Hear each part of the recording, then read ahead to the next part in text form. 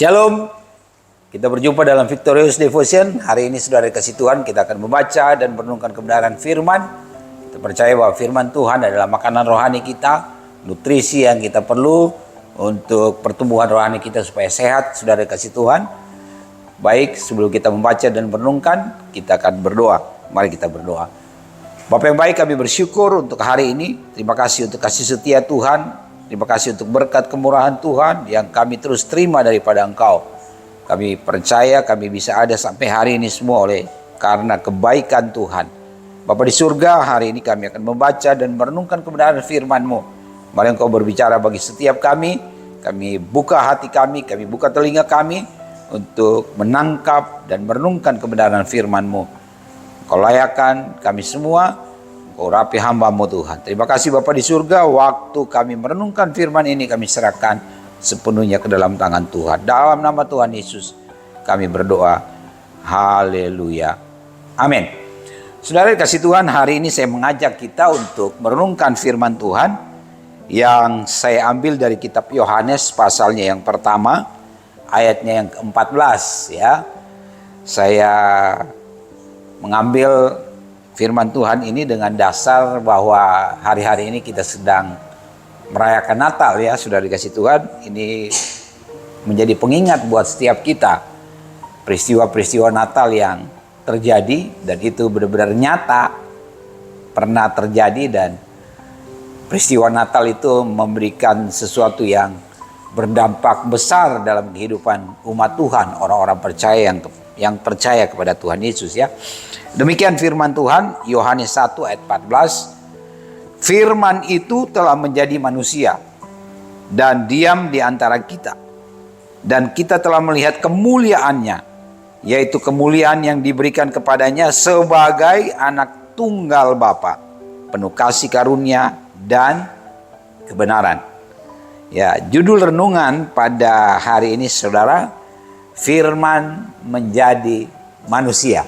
Ya, firman menjadi manusia, sudah dikasih Tuhan ya.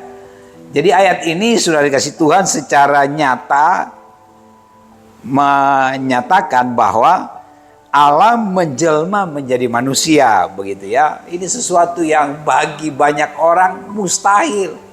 Mana mungkin Allah menjadi manusia? Mana mungkin firman menjadi manusia?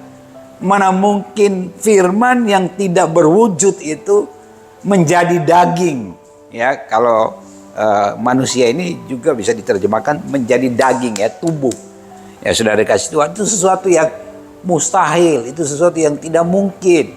Itu yang menyebabkan banyak orang menyerang kekristenan. Itu yang menyebabkan banyak orang yang menolak percaya kepada Yesus sebagai Tuhan dan Juru Selamat. Tapi kita bersyukur kepada Tuhan, oleh kasih karunia Tuhan yang ditolak oleh banyak orang, kita bisa percaya dan menerima Dia sebagai Tuhan dan Juru Selamat. Kita bisa percaya bahwa Allah itu benar-benar menjelma menjadi manusia. Dan banyak orang bilang itu tidak mungkin, tapi bagi Allah tidak ada yang tidak mungkin, saudara dikasih Tuhan ya. Dan di sini dikatakan bahwa kita telah melihat kemuliaannya, saudara dikasih Tuhan ya. Ini sesuatu yang luar biasa ya, bahwa orang-orang yang seperti kita yang percaya kepada Tuhan bisa melihat kemuliaan Allah lewat berbagai peristiwa yang Tuhan sendiri nyatakan kepada umatnya ya, saudara dikasih Tuhan ya. Saya ulang baca, di sini dikatakan bahwa firman itu telah menjadi manusia dan diam di antara kita ya. Syukur kepada Tuhan, firman yang jadi manusia itu diam di antara kita. Memang sekarang kita yang sudah hidup 2000 tahun setelah peristiwa ini, kita secara fisik tidak bertemu muka dengan muka lagi dengan Tuhan Yesus, sudah dikasih Tuhan. Tapi orang-orang yang pada waktu itu hidup di tahun ketika firman ini menjadi manusia, sungguh-sungguh melihat bagaimana kemuliaan Tuhan itu nyata lewat kehadiran Yesus. Murid-murid Yesus hidup bersama-sama dengan Dia, yang jangka waktunya memang tidak lama, hanya 3,5 tahun sudah dikasih Tuhan. Tapi mereka melihat betapa kemuliaan Tuhan itu luar biasa dinyatakan lewat firman yang telah menjadi manusia, yaitu dalam diri Yesus Kristus. Saudara dikasih Tuhan, dikatakan diam di antara kita, diam di antara manusia. Nah, itu juga yang harus kita imani hari-hari ini, bahwa firman itu yang menjadi manusia, walaupun memang dia sudah mati, bangkit dan naik ke surga, dia berjanji dia akan datang kembali, sudah dikasih Tuhan. Tapi dia tinggal bersama-sama dengan kita, dia diam bersama-sama dengan kita ya. Kalau dalam bahasa aslinya kata diam itu, kata dasarnya diartikan bisa juga dengan berkemah, saudara dikasih Tuhan ya. Dalam Wahyu 21 kan disebutkan juga di sana bahwa di langit baru dan bumi yang baru nanti kita akan berkemah bersama-sama dengan Tuhan ya, bersama-sama dengan Bapa di surga, bersama-sama dengan Tuhan Yesus, bersama-sama dengan orang-orang percaya.